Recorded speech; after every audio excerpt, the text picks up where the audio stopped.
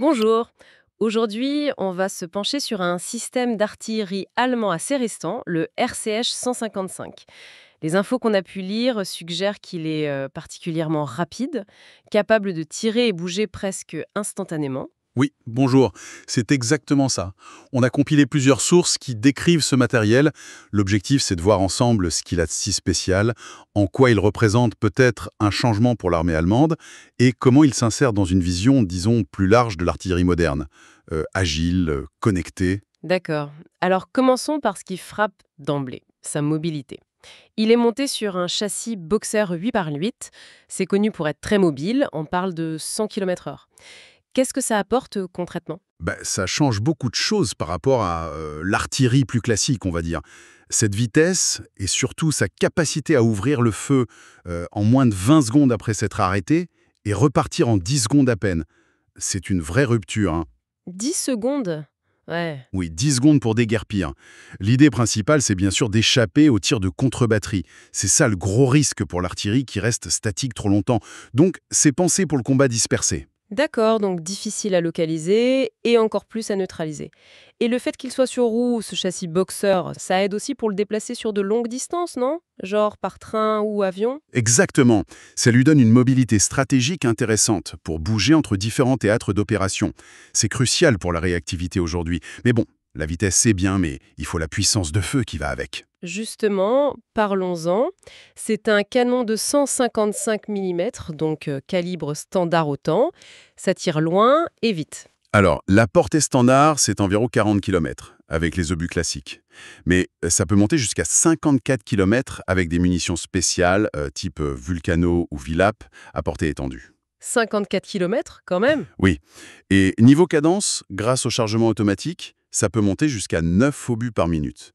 Et il y a cette capacité MRSI, Multiple Round Simultaneous Impact. En gros, il tire plusieurs obus avec des trajectoires différentes pour qu'ils arrivent tous en même temps sur la cible. Ah oui, pour saturer la zone d'un coup? Effet de surprise garanti. Exactement. Et tout ça, c'est opéré par un équipage très réduit. Oui, j'ai lu ça, 2 personnes seulement, Ouais, hein. c'est ça. 2 personnes qui sont bien protégées dans une cellule blindée à l'avant du véhicule.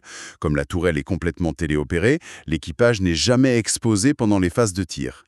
C'est un gain énorme en protection. Niveau 4 Stanag, ça résiste même à 10 kg de TNT apparemment. C'est un point important. Mais au-delà de la vitesse et de la puissance de feu, les articles insistent beaucoup sur l'aspect numérique. C'est peut-être ça, la vraie révolution. C'est un pilier, oui, absolument. Le RC155, il est pensé dès le départ comme un système entièrement numérique. Il est connecté en temps réel au réseau de commandement, y compris ceux de l'OTAN. Donc il reçoit ses ordres et ses cibles directement. Voilà, il peut recevoir des coordonnées de ciblage de plein de sources différentes. Des drones, des satellites, des observateurs au sol, des radars, et frapper avec précision, même sans voir la cible, très loin. Du coup, chaque RCHH 155 n'est plus juste un canon, mais un élément d'un réseau plus vaste. Précisément. C'est l'idée de la guerre en réseau, ou Network-Centric Warfare, appliquée à l'artillerie. Plusieurs RCHS 155, même très dispersés, peuvent coordonner leurs tirs. La donnée, la connectivité, ça devient aussi vital que l'obus lui-même. Et l'Allemagne, elle met déjà ça en œuvre. Il y a une unité dédiée. Oui, tout à fait. Le 215e bataillon d'artillerie a été réactivé spécialement pour utiliser le RCHS 155. Il est basé à Augustdorf. Il fonctionne un peu comme un laboratoire tactique pour affiner les doctrines d'emploi de cette artillerie mobile. C'est un signe que l'Allemagne évolue progressivement vers des systèmes sur roues plus agiles. Mais ils gardent quand même leur PZ HK2000 sur chenille. Oui, ils augmentent même leur parc de pesage 2000. L'idée, c'est la complémentarité. Le RCG 155 pour la mobilité et la réactivité, le pesage 2000 pour la puissance et la protection peut-être un peu supérieure, et puis les systèmes de roquettes longue portée, comme le Mars ou le futur Europulse, pour couvrir et toutes les distances de 0 à 500 km. Une approche graduée, en quelque sorte. C'est ça. L'Allemagne veut une capacité de frappe complète et moderne. D'ailleurs, le RCG 155 intéresse aussi d'autres pays. On parle de l'Ukraine, du Royaume-Uni. L'interopérabilité OTAN, c'est clairement un objectif, que ce soit pour les munitions, la maintenance, la formation. Ok.